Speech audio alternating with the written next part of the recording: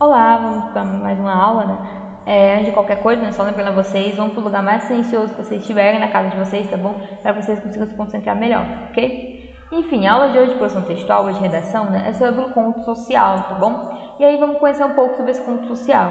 O conto social, gente, como é um conto, ele, né, provavelmente, né, com certeza, na verdade, você já deve ter pensado, né, que é uma narrativa, né? Isso é uma narrativa, isso é uma narração, ele vai ter, sim, né, os elementos da narrativa. Personagens, o tempo, o espaço, né, o foco narrativo, né, que seria o narrador, o enredo, né, enfim, e as características do enredo também, tá bom? Enfim, então tem aqueles elementos que são inerentes a qualquer narrativa, tá? A diferença é que o conto, ele é uma narrativa mais curta, né, um pouco mais curta em relação a outras narrativas, ok? E aí ele é um conto social, né, então o que torna diferente, né, para eu chamar assim, com um nome diferente? A finalidade social dele, né? Bem simples, né? E o que seria essa finalidade social dele?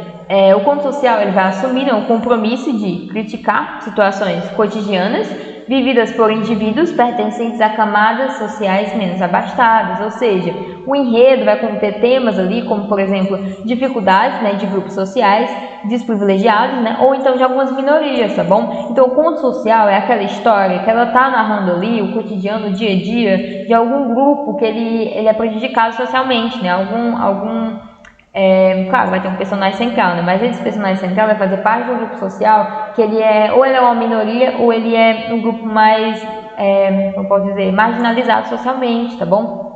Enfim, então a finalidade maior, né, é justamente isso, é servir como uma crítica, né? Ele vai fazer essa narrativa do dia a dia para as pessoas verem como é o dia a dia dessa pessoa, para as pessoas entenderem as dificuldades que essa pessoa passa, né, por fazer parte desse grupo social específico, tá bom? Enfim, ou seja, como ela está marginalizada dentro da sociedade, né? E assim, tem esse compromisso de criticar, né, de fazer reflexões a respeito disso, tá bom? Enfim, são algumas características aqui essenciais, né, para esse conto social.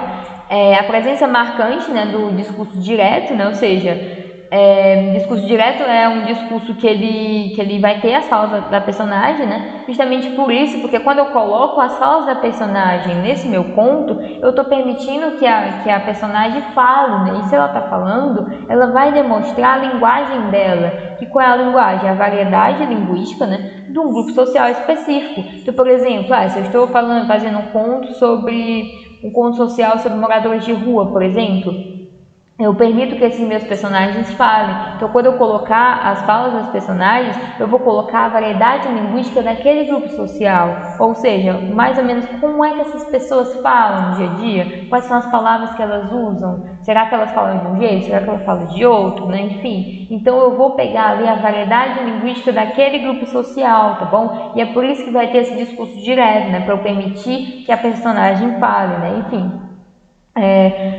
A ambientação, né? Claro, a ambientação ela vai retratar o que? A situação desse grupo social, né? Então, por exemplo, estou falando do morador de rua. Além de eu dar a fala para esses personagens, né? Porque a linguagem é uma forma de identidade dessa personagem, eu vou ambientar, né? Eu vou falar o lugar onde ela se encontra, eu vou falar como é o dia a dia dela, eu vou ambientar a pessoa, né? O leitor, em relação a esse personagem, tá bom? Para a pessoa entender melhor como é o cotidiano desse grupo social, ok?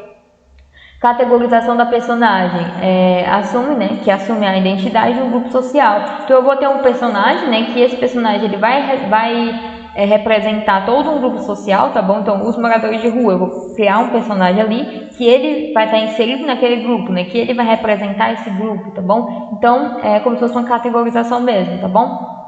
E, claro, com isso, né, vai ter um convite, né, a reflexão, né, sobre a situação, né, que essa pessoa está passando e, claro, fazendo um paralelo com a realidade, né? Então, apesar de ser um conto, muitas vezes vai ter essa relação com a realidade, né, justamente para isso, para criticar essa realidade, né, criticar a situação em que as pessoas se encontram, né, enfim. Então, vai ter esse convite, vai ter um convite à reflexão, né, reflexão dessa crítica social que foi realizada, tá bom? Então, o autor ele tem um compromisso, né, ele vai narrar sobre aquilo de forma minuciosa, né, de forma profunda, ele vai se aprofundar no dia a dia dessa personagem, né, personagem essa que foi construída com essa identidade social, né, essa identidade de grupo, né, então dentro dessa personagem eu estou inserindo aqui uma identidade coletiva, né, enfim, justamente para eu conseguir passar a situação em que essa categoria social se encontra, tá bom? Enfim, e aí esse autor ele tem esse compromisso em relação a situação, né? A situação social. É como se fosse uma denúncia, tá bom? A pessoa está narrando ali uma história, né? Está contando uma história com esse personagem e assim ela está convidando o leitor a ter uma reflexão, né? A pensar um pouco em relação à situação dessas pessoas na realidade, ok? A partir dessa aproximação com um personagem que faz parte dessa categoria, a pessoa pode imaginar, poxa, e como é que é viver assim mesmo? Como é que os moradores de rua realmente vivem, né? Enfim. Então percebam o papel social que um conto desse apresenta, tá bom? E né, tem um apelo social marcado por recursos, né? Ele vai usar recursos diferentes para ter esse apelo social, como por exemplo a comparação, né? A repetição, ou então a ironia, tá bom? Que às vezes é muito usada, tá? E tudo isso, gente, é justamente para evidenciar o sofrimento dessa personagem, né? Para mostrar as dificuldades que a pessoa encontra, né? Que essa personagem encontra apenas por fazer parte desse grupo social, tá bom? Enfim, que é marginalizado socialmente, tá bom? Ou então uma minoria social, né?